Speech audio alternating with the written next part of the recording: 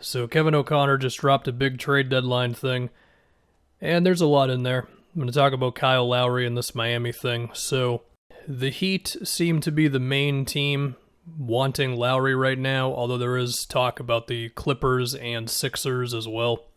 And there's a few questions these teams are going to have to ask themselves. One with the Raptors, should they basically give up on this season by trading away Lowry? There's a chance they could still be good, depending on what they would get back, and they still have good players, of course, but probably punting on this season pretty much, but also giving up on your chances to keep Lowry past this year. That could, of course, be influenced if you think Lowry is not going to want to re-sign with you. Yeah, he said the thing about wanting to retire with the Raptors, but that's a little different than signing somewhere else in the offseason. Now, for a team like Miami with cap space, they could just say, well, let's just keep everyone and we'll sign Lowry, when he becomes a free agent. But of course, that's the unknown, whereas you can guarantee, for the Raptors' sake, getting something for him, and for Miami's sake, getting him. Now, Miami would also have to really believe that with Lowry, they can compete for a title. Man, they're a confident bunch. Maybe they really believe that. Now, as far as what a move would look like, I think Duncan Robinson would be the bargaining chip. I don't think the Heat would give up Hero. I think that's too big of an age gap. Going from 21-year-old Hero who, yeah, he's not lighting the world on fire this year, but I think the scoring potential and all that is still there for him. So then you get back to Robinson, at least to me. Maybe the Raptors would really want Kendrick Nunn or something. Now you have to get to $24 million to trade for Lowry, who's making $30 million. And so you look at Iguodala's $15 million expiring. There's also Olynyk, there's Bradley, there's also Goran Dragic, and maybe Dragic would have to be in the move because maybe him and Lowry together just couldn't work, but Dragic already comes off the bench for them, and I mean, to me, I think if Lowry and Dragic were in the game together, it wouldn't be that wild, but you never know. And Miami is also able to trade picks if they shuffle around the protections on the pick that they are owed to the Thunder. I guess it'd be kind of complicated, but it's still possible. So to me, I could picture the Heat being willing to do basically Duncan Robinson, one pick, maybe two picks if they're allowed to get to two, and maybe KZ Okpala. My guess is they wouldn't want to put Precious in the move. Chris Silva, yeah, sure, probably. And then you make the money work with the expiring deals that they have. And would the Raptors be okay with that? I don't know.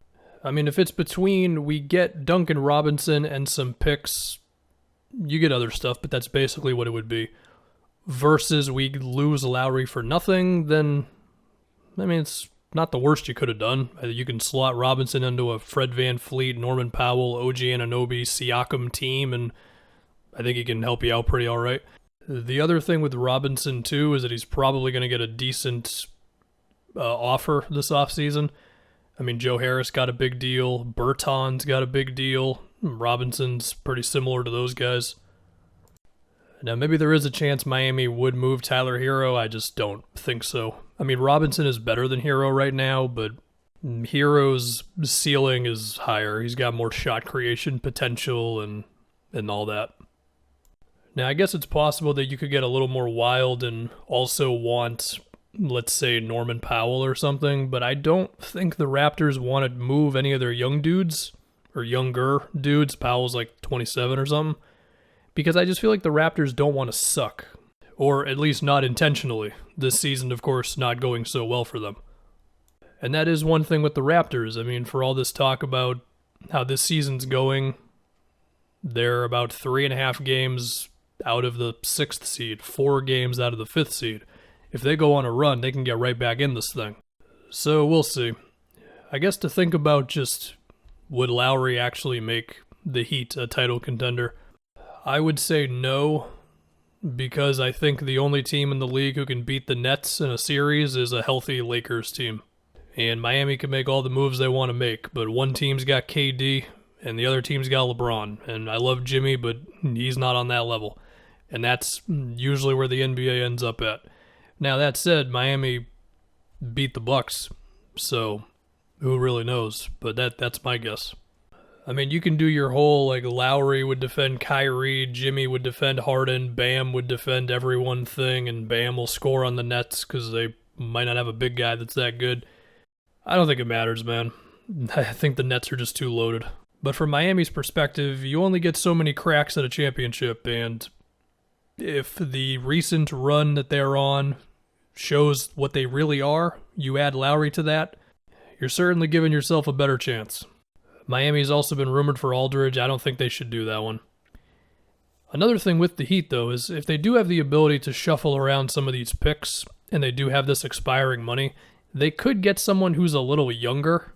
Because, I mean, Jimmy's 31, and you'd think you can re-sign him when his contract is up. Bam's only 23, Hero's 21. I mean, so looking around the league, maybe somebody like an Aaron Gordon would be a better choice if they believe that they could get the best out of Gordon. And that probably would not cost you as much as Lowry would. But we'll see how aggressive Miami wants to be, and we'll still have to see if Toronto really wants to go there. And I feel like Lowry is probably the guy with the most influence on whether he gets traded or not. Now, the Sixers and the Clippers were also in that thing. For the Clippers, I don't really know where a Lowry trade comes from there, because I just don't think the Raptors would be interested in anything the Clippers have to offer, especially because they have no firsts. Philly does have firsts. They have the contracts. I mean, I've said all this before, but would the Sixers give up Tyrese Maxey? I mean, a lot of the things that I say about Miami, I think about the same things with the Sixers. Like, should they give up some young stuff to go all in now? And, you know, the hope is to re-sign Lowry as well. I mean, Brooklyn's not going away, so it's the idea of like, well, we can kind of wait for their thing to ride out, or we can just build this thing up as much as possible and go at them. I don't know what the right answer is. It probably just comes down to, if you don't think you're giving up too much, then okay. I guess to talk about the Raptors for a little bit, they're kind of in the unique spot, outside of even the Lowry thing, where they have a roster that you'd think can win games. I mean, this year has really been the season from hell for them. But they could also get a lottery pick. And so if they get an okay return for Lowry, whether that's Tyrese Maxey or Duncan Robinson, maybe some other dude you can feel good about, plus a pick or two from the other team, and then you have your lottery pick, and then you've got your Van Fleet, Siakam, Norman Powell averaging 20 a game and stuff. I feel like you'd feel pretty good about that team. I mean, yeah, there's no superstar on that team, but, well, depending on the lottery pick, you know, that guy could be a superstar. But you'd have a lot of ammo for the next star being available. And also, you'd be a pretty good team, and there's nothing wrong with being a pretty good team. So, yeah, we'll see what the Raptors want to do. We'll see what Lowry wants, and we'll see how aggressive these other teams want to be.